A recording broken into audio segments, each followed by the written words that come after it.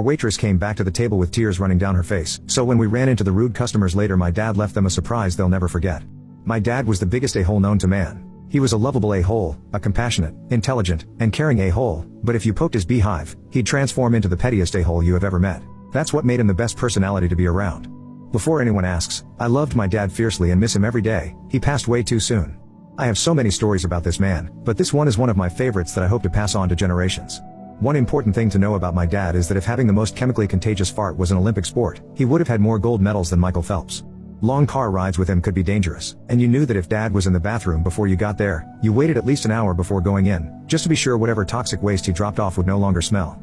Especially if he just had a nice rich meal. Dad and I both loved diners, and when we traveled we would always ask where the good local diners were. On one of our trips touring a university, we arrived at our hotel a little early and our room wasn't ready. The hotel clerk was very apologetic, as some of their housekeeping staff had called in sick and they were running behind. It was around 2:30 p.m. and since we hadn't had lunch yet, we asked the clerk for their diner recommendations and they suggested a place not too far from the hotel. Off we go to lunch. It's been over 30 years since we were there, but I still remember how good that food was, and I most definitely remember our waitress, Sandy. Why do I remember her name? Because the couple at the table near us kept yelling it over and over and over again. There were maybe 10 people in the restaurant total, and Sandy was taking care of most of them. She was on the younger side, but she knew her stuff and was no beginner.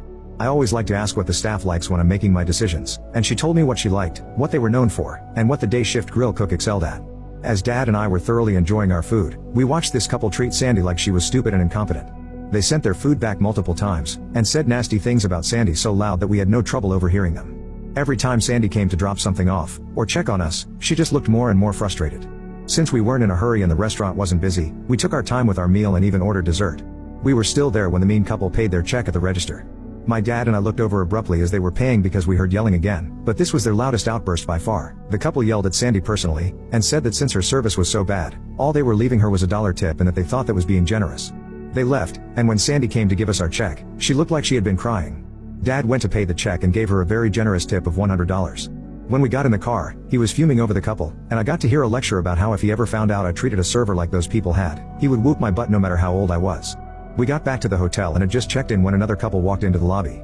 They headed towards the elevator that we were heading towards, and that's when my dad and I both realized that it was the nasty couple from the restaurant who had been so mean to Sandy. We got on the elevator with them and they pushed the button for a floor that was just one above ours. Just as the door opened on our floor and I was walking out, my dad paused and let out the largest, wettest, and obnoxious fart I've ever heard from him. He turned around and said while staring at them, "That's for Sandy." He turned back around and walked off toward me, smiling as the elevator door closed, hotboxing the nasty couple in with his equally nasty fart. I laughed so hard I cried. I do feel bad for anyone else who had to ride that elevator after that.